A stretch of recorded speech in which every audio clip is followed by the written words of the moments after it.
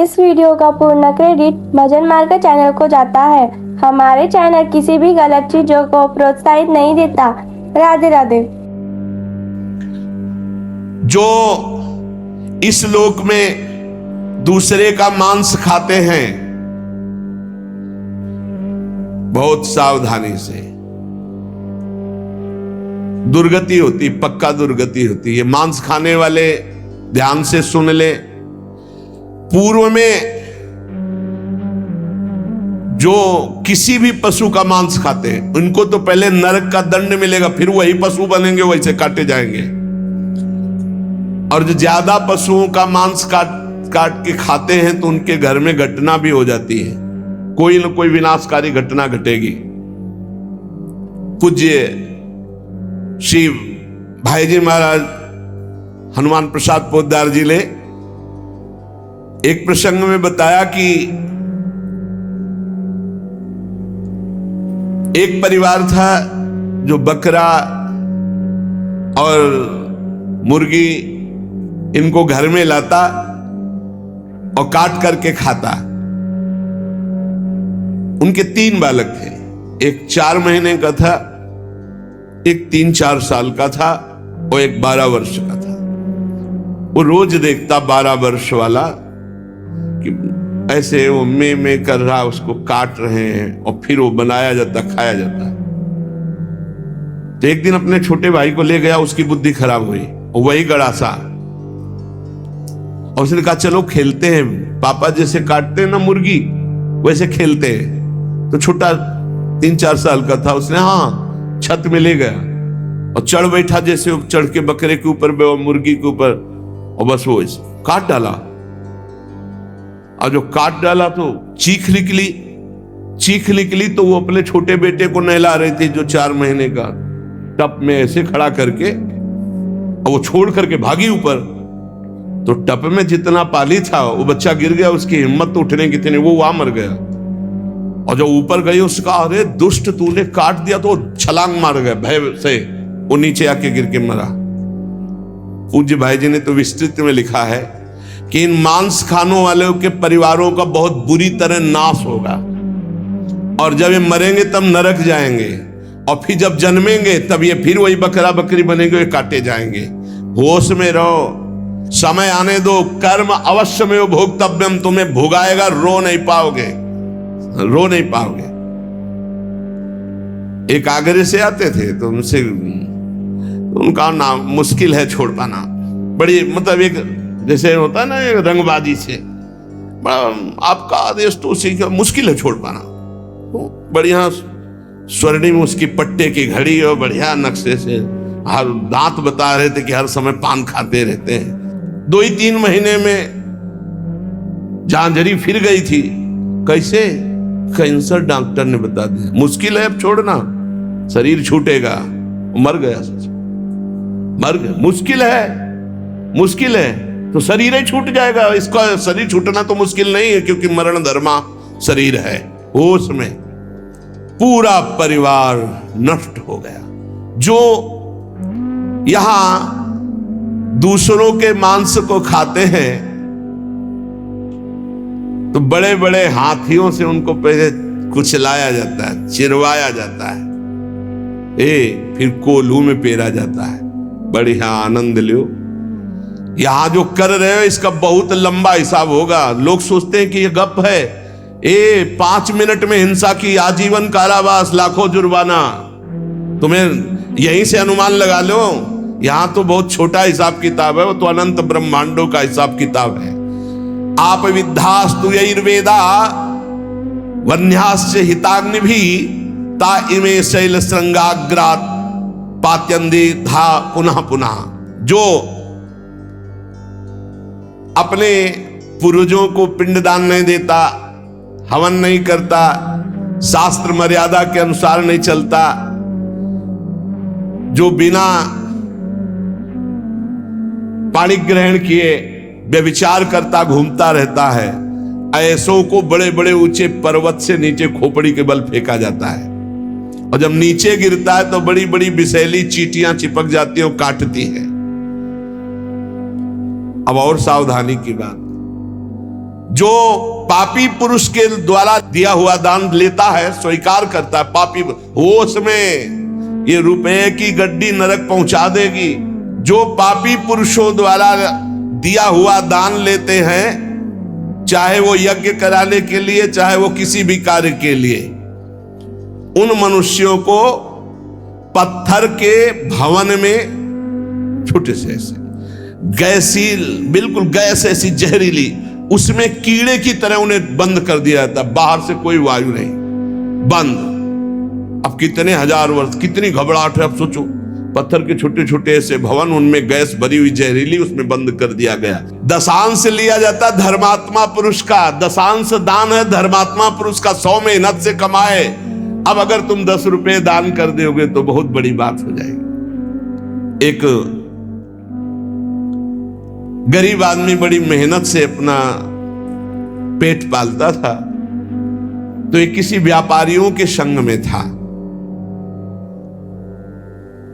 तो सब व्यापारी बड़े बड़े अपने अच्छे पदार्थ भोजन के, वो खिचड़ी लाया था घर से, कहीं यात्रा में था, उसका नाम भोला भी था। भोला एक किसान आदमी, तो अपनी थाल में रख के पानी भरने के लिए गया, इतने में कुत्ता आ गया, एक कुत्ता खा, वो दूर बैठ गया, कुत्ते को खा गया। सब व्यापारी उसका मजाक उड़ा रहे थे। फिर अपनी थाल ली, मांझ करके रख दिया, और जो जल था उसी को पी लिया। रास्ते में जा रहे थे, एक भयानक ब्रह्म राक्षस प्रकट हुआ। अलग अलग कोटि के प्रेत भी होते हैं, अब तो सबके होश उड़ गए। भोला एकदम सीधा आदमी था। ब्रह्म राक्षस ने कहा सबको मार देंगे हम व्यापारी। तो भोला ने कहा शुरुआत हमसे करो। तो उनका तुम्हारे ऊपर तो हाथ नहीं उठा सकते। क्यों? क्योंकि तुमने कभी बेईमानी नहीं की, धर्म से कमाए हो, और आज तुमने इतना बड़ा पुण्य किया कि भूखे थे, अपनी मेहनत की कमाई की खिचड़ी कुत्ते को खाने दिया। अगर वो पुण्य मुझे दे दो तो मैं ब्रह्म राक्षस योनि से मुक्त हो जाऊं, किसी को नहीं दंड दूंगा। तो उसने कहा कैसे दे दूं? बोले संकल्प करो कि आज की खिचड़ी जो कुत्ते ने पाई, उसका जो पुण्य हुआ मैं तुम्हें देता हूं, मैं अभी मुक्त हो जाऊंगा, नहीं सबको मार दूंगा इन व्यापारियों को। धर्म की कमाई का छोटा सा भी दान वो भगवान की भी प्राप्ति करा सकता है। दशांश धर्म के दान को कहा गया है, मेहनत की कमाई का फिर दशांश दान कहा गया। पाप कहीं दान नहीं होता, पाप कहीं दान नहीं होता, उसका विधान फिर ब्रह्म ऋषि बताते हैं कि आज तक किया, अब कभी पाप नहीं करेंगे, अब क्या करें, तो फिर उसका विधान वो बता देते हैं। ऐसा नहीं कि पाप करते जाओ, दशांश देते जाओ तो बुद्धि भ्रष्ट होती चली जाएगी। जो ये बहुत बड़ा अपराध है, उपकार करने वाले का अपकार कर देता है। कृतज्ञता, कृतज्ञ होना चाहिए। आपके लिए किसी ने उपकार किया, आपको आपका हित किया, आपके संकट में सहयोग किया, तो जीवन भर वो जब दृष्टि में आ जाए तो थोड़ा कृतज्ञ होना चाहिए। ऐसा नहीं कि उसका अपकार कर दो। जैसे गुरुदेव ने मंत्र दिया, उपासना दी, तुम्हारा उपकार किया। खोटी बुद्धि वाला जो कृतज्ञ नहीं रहता, उसको यहां तप्त कुंभ नामक नरक में गिराया जाता है। ये बहुत दुख देने वाला है, ताप ही ताप। और इसमें 80 पत्रवन नरक में जैसे तलवारें हैं, ऐसे किनारे किनारे तलवारें हैं। जिधर ये होता उधर तलवार घुसती, बार बार इसको पीड़ा होती है। फिर उसे अगले कालसूत्र नामक नरक में डाला जाता है। विश्वासघाती, गुरुद्रोही, मित्रद्रोही, इनका उद्धार बहुत मुश्किल होता है। ये यहां नरक में भोग करके भी जब जन्म लेते हैं तो कोढ़ी, दुष्ट स्वभाव वाले, सर्प आदि ऐसी योनियों को प्राप्त होते हैं। यहां जो किसी का सोना चुरा लेते हैं, यहां जो शराब पीते हैं, उन महापापियों को यहां लाया जाता है, और जो शराब पीते हुए गला हुआ लोहा उनको पिलाया जाता है। ए भैया, शराबी जो पिए हो तो बंद कर दो आज से, नहीं आगे इंतजाम कुछ और है। हाँ, जलता हुआ लोहा पिघलता हुआ पिलाया जाएगा, मरोगे है नहीं, बहुत होश में। स्वर्ण की चोरी करने वाले को वैसे ही स्वर्णिम आग के ऊपर फेंक दिया जाता है, भुनो सारे। यहां कोई मानता नहीं, कहते सब झूठ है, भोगोगे तब पता चलेगा तुम्हें। और ऐसे लोग जब नरक से लौटते हैं तो उनको यहां भारी भारी घृणित बीमारियों से पीड़ित होना पड़ता है। राजन, जो नीच, अपवित्र, पापी पुरुष है, वो जब दूसरों से दान लेता है तो नरक में जो बताया गया वो भोग भोगता है। यहां जन्म लेता है गधे का, गधा बनता है। दो ईंट देखते रहो आराम से। किसको? जो पतितों से, पापियों से दान लेता है, वो न ऊपर तो सुना दंड, और जब मृत्यु लोक में जन्मेगा तो वो गधा बनेगा। चाहे कोई भी हो, तैयार रहो पीठ मजबूत करके ढोने के लिए भार। जो अधिकारी नहीं है, पतित है, उससे जो पैसे के बल से पूजा करवाता, यज्ञ करवाता है, उस द्विज को जब नरक जाके पहले भोगेगा और फिर लौटेगा तो विष्ठा का कीड़ा होना पड़ेगा। जो पैसे के बल से पतितों को भी, हाँ आओ पूजा कर ले, आओ यज्ञ करवा देते हैं तुम्हारी, नहीं पहले जजमान का परीक्षण होता है, अधिकार होता है। ऐसे द्विज को नरक से लौटने पर विष्ठा का कीड़ा होना पड़ता है। जो अपने गुरुदेव के साथ छल करता है, अहंकार करता है, कपट करता है, उसे पागल कुत्ते की योनि मिलती है। उसे नरक भोगने के बाद पागल कुत्ते की योनि मिलती है। जो गुरु की संपत्ति का अपहरण कर लेता है, मनमानी आचरण करता है, तो उसे यहां यही दंड मिलता है, अर्थात कुत्ते की योनि प्राप्त होती है। जो अपने माता पिता वयोवृद्ध का अपमान करता है, कटुवचन करता है, उसे यहां पक्षी की योनि प्राप्त होती है। जो बीमार रहता है हर समय, पक्षी, कष्ट से युक्त पक्षी की योनि। जो अपनी भाई की स्त्री का गलत भाव, तो वो कछुए की योनि प्राप्त होता है, बड़ा कष्टमय जीवन उसका व्यतीत होता है। जो यहां अपने मालिक के साथ दगाबाजी कर देता है, वो बंदर की योनि को प्राप्त होता है। जो दूसरे की धरोहर हड़प लेता है तो नरक भोगने के बाद वो नाली में कीड़ा बन करके रेंगता है। जो दूसरों के दोष देखता रहता है, वो नरक भोगने के बाद यहां अंधा पैदा होता है, आंखों से अंधा पैदा होता है। जो अपने मित्र या अपने प्रियजनों के साथ विश्वासघात करता है, वो मछली की योनि हजारों बार जन्म लेता है। जो मनुष्य यहां जौ, तिल, धान, अन्न इसकी चोरी करता है या अनाज के खेतों में आग लगा देता है, वो नरक भोगने के बाद यहां नेवला और चूहे की योनि प्राप्त करता है। जो पराई स्त्री के साथ संभोग करता है, उसको नरक भोगने के बाद यहां भेड़िया बनाया जाता है। जो पराये पुरुष के साथ संभोग करते हैं, वो वहां नरक भोगने के बाद यहां कुतिया की योनि प्राप्त होती है। कुत्ता, सियार, बगुला, गिद्ध, सांप, कौआ, इन योनियों में क्रम से जाता है जो पराई स्त्री और पराये पुरुष के साथ संभोग करता है। इसे मनोरंजन मत समझो, खिलवाड़ मत समझो। जो खोटी बुद्धि वाला पुरुष अपने बड़े भाई की पत्नी, जो मां के समान है, उसके साथ बलात्कार करता है, वो नरक भोगने के बाद कामी, नाना प्रकार से बीमार पशु योनियों को प्राप्त होता है। कई प्रकार के कष्टों से उसका जीवन युक्त है। जो अपने मित्र की पत्नी से विश्वास दिलाकर, मित्र को विश्वास दिलाकर उसकी पत्नी, वो यहां के सुअर पैदा होता है, सुअर बनता है। यज्ञ में, दूसरों को खवाने पिलाने में, दूसरों के मंगल विधानों में जो विघ्न डाल देता है, किसी की कन्या का विवाह हो रहा है, कोई यहीं कहीं यज्ञ हो रही, कहीं नाम की, उसमें विघ्न डाल देता है, उसको नहीं होने देता है, वो नरक भोगने के बाद फिर यहाँ आकर विविध कीड़े की योनियों में विविध प्रकार, अभी ये कीड़ा फिर ये कीड़ा फिर ये कीड़ा ऐसे जन्मता है। जिसने देवता या ब्रह्म ऋषि उनको ये बोल दिया कि मैं ये दूंगा, आपको ये दूंगा, और फिर नहीं दिया, कर्जा है तुम्हारा, ऐसे नहीं बोलना चाहिए, ऐसे नहीं बोलना चाहिए।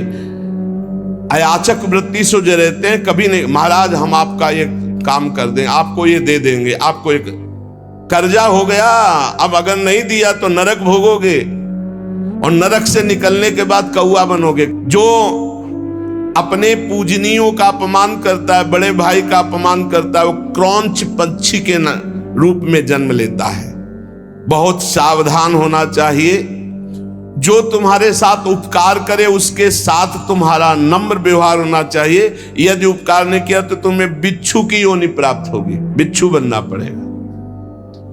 जो सोए हुए मनुष्य की हत्या कर देता है, शस्त्रहीन है या सोया हुआ है उसकी हत्या कर देता है, या किसी स्त्री की हत्या कर देता है, या बालक की हत्या कर देता है, वो 1000 बार गधे की और कीड़े की योनियों को प्राप्त होता है, बहुत संभल करके। जो दूसरों के भोजन व्यवस्था को नष्ट कर देता है उसे मक्खी की योनि प्राप्त होती है। अन्न चुराने वाला बिल्ली की योनि, घृत आदि चुराने वाला चूहे की योनि, जो दूसरे के अर्थ की चोरी करता है सर्प की योनि, दूध वाले पशु या दूध आदि चुराने वाले बगुले की योनि,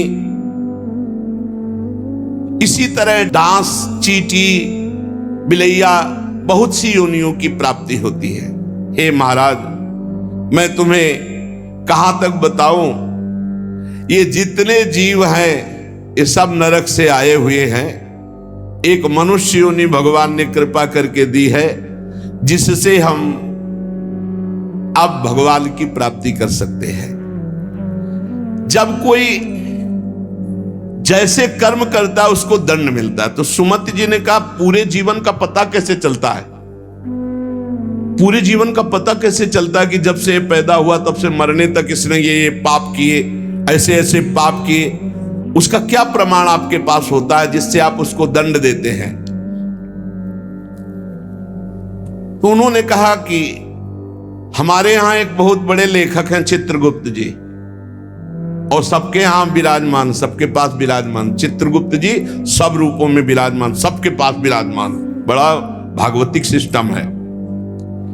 ये चित्रगुप्त जी बड़े सूक्ष्म हैं, ये पूरी फिल्म तैयार करते हैं, केवल लिखा पढ़ी नहीं, पूरी सीन सहित, किस समय किस, और इनकी प्रतिक्रिया को कोई समझ नहीं सकता। ये दैवी शक्ति है चित्रगुप्त जी, इनका चित्रगुप्त नाम रखा गया है। ये प्राणियों की पूरी सीन तैयार करते हैं, लिखित और सीन। ये आपने ऐसे, जैसे महाराज मांडव्य जी जब सूली की नहीं कटी, आपको कई बार सुनाया है, तो यमराज जी के पास गए और उन्होंने कहा कि हमने कौन सा पाप किया जो आपने हमको ऐसी सजा दी? तो कहा देखो, तो उनको दिखाई देने लगा मानस पटल पर कि उन्होंने तितली की गुदा में बंबूल का कांटा डाल के छोड़ दिया था, तो उनकी गुदा में सूली काट दी गई, निकली नहीं। पूरी सीन सहित चित्रगुप्त को, वहां कोई ये नहीं चलेगा कि एक भी बात का धोखा हो गया। ये निरंतर कर्मों को लिखते रहते हैं और मृत्यु के पश्चात यमराज के सामने प्रस्तुत कर देते हैं। अब वो बही कौन है? जिसमें चित्र सहित लिखा हुआ है, मन, तुम्हारे मन में ही है। ये जो आप भजन करते हो ना, बहुत ध्यान से सुनना, जहां आप राधा राधा राधा, तो आपके मन में जलन होती है और सीने शुरू हो जाती है निकलना, गंदी गंदी बातें, गंदी कल्पनाएं, गंदा चिंतन, ये सब तुम्हारी बही से डिलीट हो रहा है। यही डिलीट हो रहा है। जितनी बातें निकल रही वो सब भोगनी नहीं पड़ेंगी, खत्म होती चली जा रही, बस पकड़ना मत। राधा राधा राधा राधा बोले कई महीने हो गए वही चल रहा है, तो वही भरा है, चित्रगुप्त ने वही भरा है। अब वो सब खाली हो रहा है। बहुत बढ़िया, उसर खाली कर डालो पूरा। निर्मल मन जन सो मोहि पावा, मोहि कपट छल छिद्र न भावा। ये चित्रगुप्त जी की बही क्या है? तुम्हारा मन, तुम्हारे मन में ही लिखते हैं और कहीं नहीं। उनका कोई अलग रजिस्टर नहीं है। वही मन जो पापाचरण सोचता है, करता है, उसी में लिख रहे हैं वो। बहुत सुंदर बात है। जो भजन करते हुए निकलते हैं ना, बिल्कुल डिलीट हो रहे हैं। इतना भजन करो पूरा खाली कर डालो, जीवन मुक्त हो जाओगे।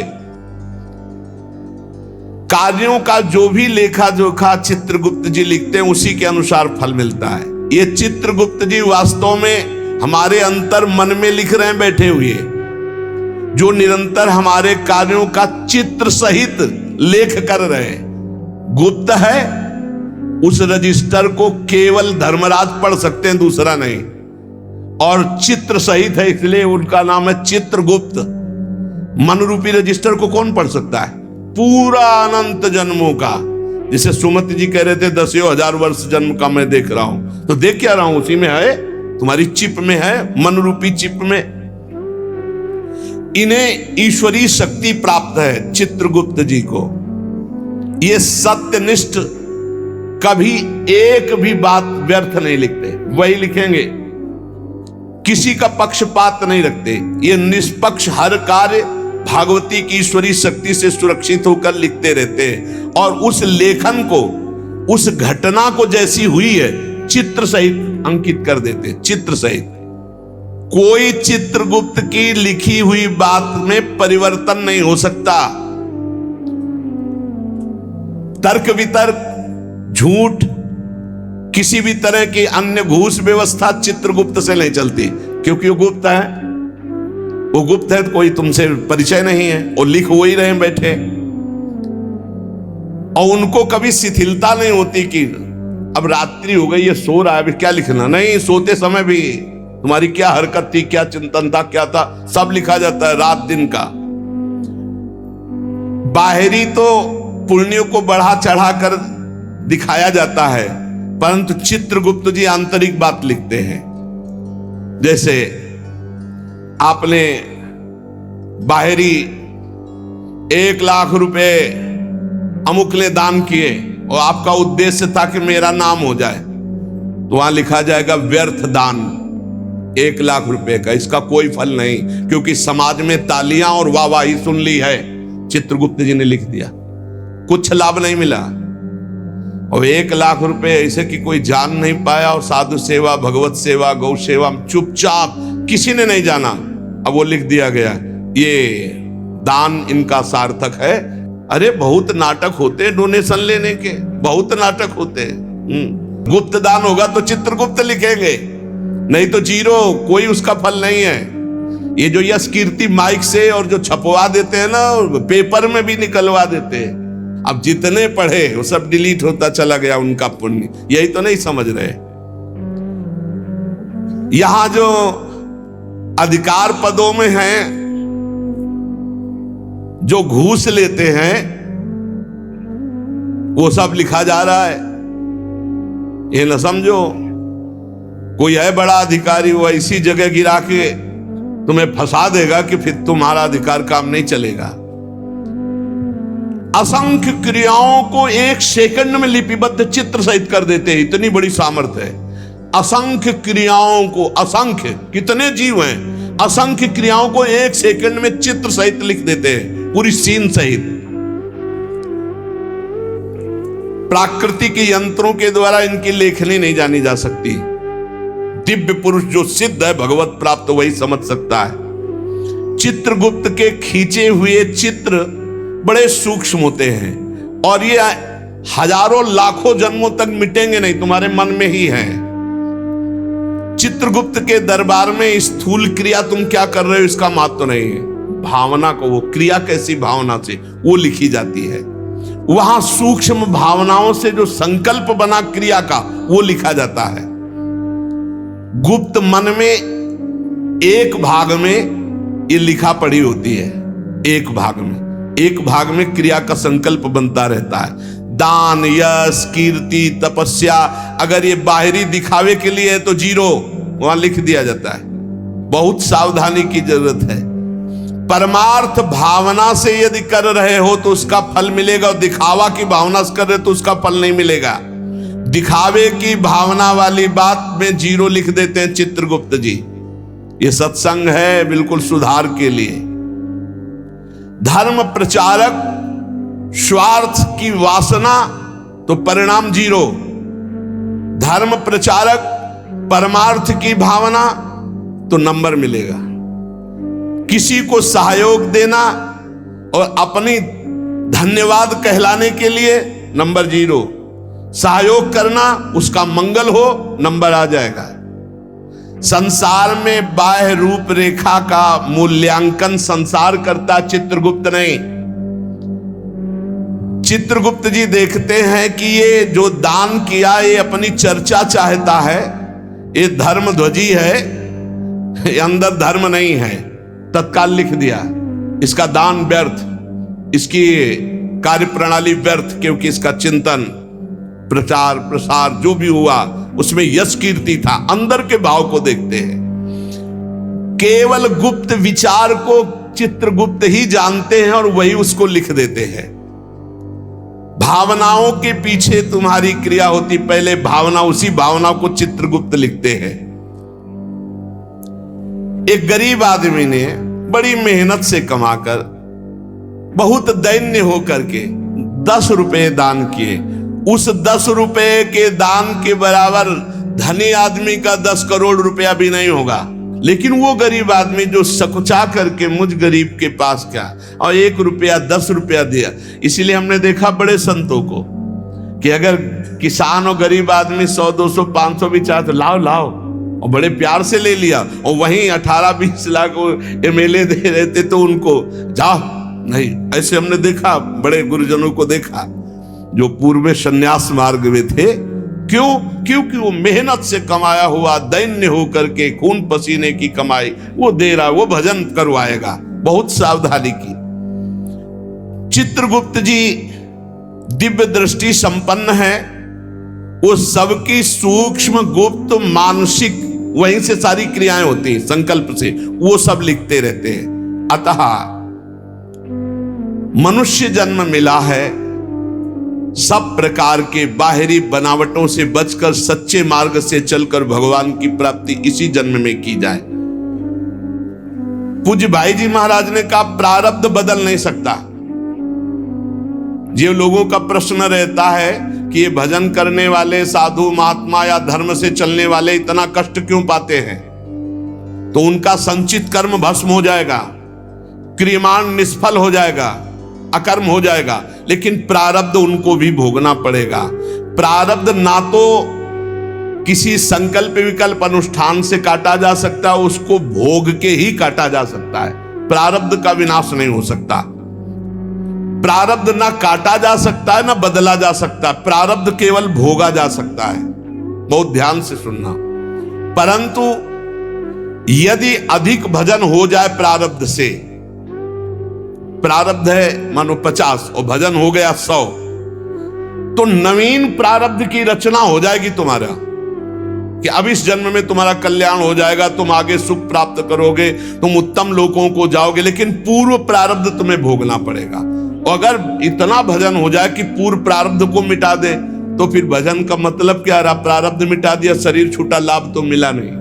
इसीलिए भजनानंदी कभी अपने प्रारब्ध को नहीं मिटाते, प्रारब्ध को भोग लेते हैं और भजन के बल से भगवान को प्राप्त होते हैं। प्रारब्ध में जैसे लिखा हुआ है कि तुम्हारे संतान नहीं होगी और आपने पुत्रेष्टि यज्ञ करवा दी बहुत उत्तम आचार्य के द्वारा, मंत्रों के द्वारा, और सिद्ध आपकी यज्ञ हो गई, तो नवीन प्रारब्ध की रचना हो जाएगी। प्रारब्ध में लिखा पुत्र नहीं होगा लेकिन पुत्र हो जाएगा, लेकिन प्रारब्ध में लिखा कि तुम्हें कुष्ठ भोगना पड़ेगा, तो इसके लिए नहीं, इसको तो भोगना ही पड़ेगा।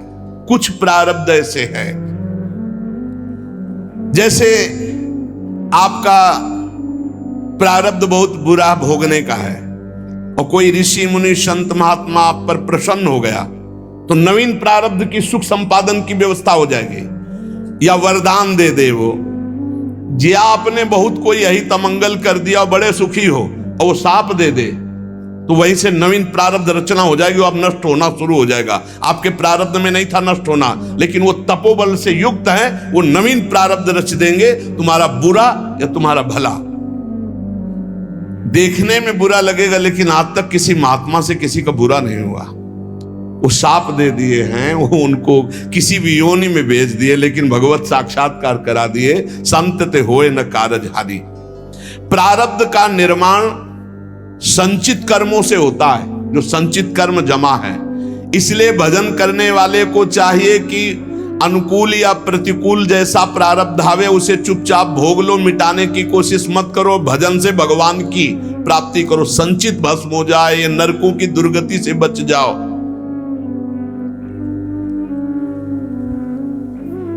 भगवान के मार्ग में चलने से संपूर्ण पाप और नारकी गतियां नष्ट हो जाती हैं। बिल्कुल सिद्ध बात है।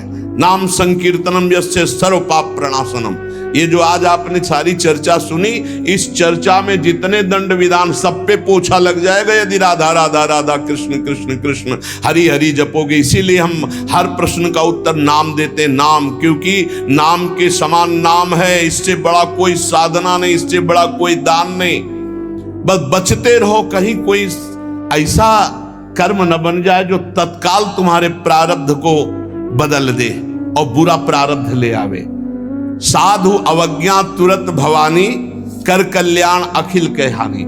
साधु वैष्णव भगवत भजनानंदी जनों से थोड़ा डर के रहो कि कहीं इनके दिल को हमारा वचन, हमारी चेष्टा दुखद ना हो जाए, कहीं कोई हम इनकी निंदा न कर बैठे, कहीं कि इनका अपराध। साधु एकमात्र ऐसा है, वैष्णव साधु भगवत भजन करने वाला, कि तुम्हारे सारे सुकृतों को एक पल में नष्ट कर सकता है। भक्तन निंदा अति बुरी भूल करे जिन कोय, किए सुकृत बहु जन्म के छिन में दारे खोए। भगवान का नाम कीर्तन, भगवान की कथा में बड़ी अपार सामर्थ्य है। एक भयंकर प्रेत एक कथावाचक कथा करके जा रहे थे, तो रास्ते में वो भयंकर प्रेत प्रकट हो गया। बार बार इधर उधर उधर प्रकट होता। कई बार घटना ऐसी देखी है, आंखों देखी है। वो तभी समझ में आता प्रेत है जब कभी इधर कभी इधर, कभी सामने कभी पीछे कभी आगे। अब वो तो एक पूर्व के समय में था, तो एक हाथ में लालटेन थी संध्या के समय, एक हाथ में पोथी थी भागवत की। अब वो छू सकता नहीं था, बार बार भयावह रूप रखता। उन्होंने कहा कि हमें लग गया है पता कि आप अधोगति को प्राप्त कोई जीव हो, प्रेत योनि को प्राप्त हो। थोड़ा तो डर लग रहा है हमें, पर हमें तुम छू नहीं सकते हो, क्योंकि मैं नाम जपता हूं, मेरे साथ भागवत है। प्रेत ने आए समीप आकर कहा कि डर नहीं लग रहा तो अब मैं तुमसे बात करता हूं। मैं तुम्हें तंग करने नहीं आया। और रोने लगा। मैं अपना उद्धार कराने आया हूं। तुम पिता के समान हो, जो नाम जप करता है, भगवत चर्चा करता है, वो सारे चराचर को पुत्र के समान प्यार करता है। मैं भी तो आपका पुत्र हूं। मैं दुर्गति को प्राप्त हो गया हूं। आज तक मुझे ऐसा कोई दिखाई नहीं दिया जिससे मेरा कल्याण होता। आज आप दिखाई दिए जिससे मेरा कल्याण होगा। मैं बुढ़वा नाम का प्रेत हूं, जो पानी में ही रहता हूं पर पानी नहीं पी सकता हूं। बड़ी दुर्गति होती है। इसी तालाब में रहता हूं, रास्ते से निकलने वालों को देखता रहता हूं कि कोई ऐसा निकले जो मेरा उद्धार कर दे। मैंने कभी किसी का प्रेत योनि में कुछ नहीं बिगाड़ा है, परंतु अब मेरा चैन हट गया। अब बहुत व्यथा, बहुत कष्ट हो रहा है। हरिनाम या हरि कथा दो से ही मेरा उद्धार हो सकता है। और रो रो करके दूर से ऐसे गिर पड़ा चरणों में। तो उन्होंने कहा अगर ऐसी बात है तो आज आप चैन से जहां चाहो रह लो। कल से मैं अपने घर में आपको निमंत्रण देता हूं आना। और घर में ही हम 7 दिन भगवान की कथा कहेंगे, तुम्हारा कल्याण हो जाएगा। और हर कथा की शाम को नाम कीर्तन तुम्हारे लिए करेंगे। पंडित जी ने उसके प्रारब्ध को नष्ट कर दिया। 7 दिन की कथा और 7 दिन का नाम कीर्तन, वो बुढ़वा प्रेत भगवान के धाम को गया। जैसे 7 दिन की कथा धुंधकारी को परम पद। भगवान का नाम और भगवान की कथा ही नारकी योनियों से बचा सकती है। इसलिए सबसे प्रार्थना है, जितना बने राम कृष्ण हरि जपो, राधा राधा जपो। जहां कहीं भगवान की कथा सुनने को मिले विशुद्ध, वहां कथा सुनो। अगर बन जाए तो दूसरे का हित करना, कभी पाप मत करना, क्योंकि ये पाप निश्चित भोगना पड़ता है, बड़े बड़ों को भोगना पड़ता है। अवश्य में भोक्तव्यम कृतम कर्म शुभाशुभम। इसलिए डरते रहो कोई पाप न हो, और खूब नाम जप करो, भगवान नाम कीर्तन करो, दूसरों का मंगल करो, दूसरों की सेवा करो। परहित सरिस धर्म नहीं भाई, पर पीड़ा सम नहीं अघमाई। जो दूसरों को दुख देते, बहुत पाप बोझा लाद करके फिर नरक जाते हैं। इसलिए खूब नाम संकीर्तन करो, भगवत चर्चा करो, नाम जप करो। शेष चर्चा आगे। श्री राधा वल्लभ लाल की जय।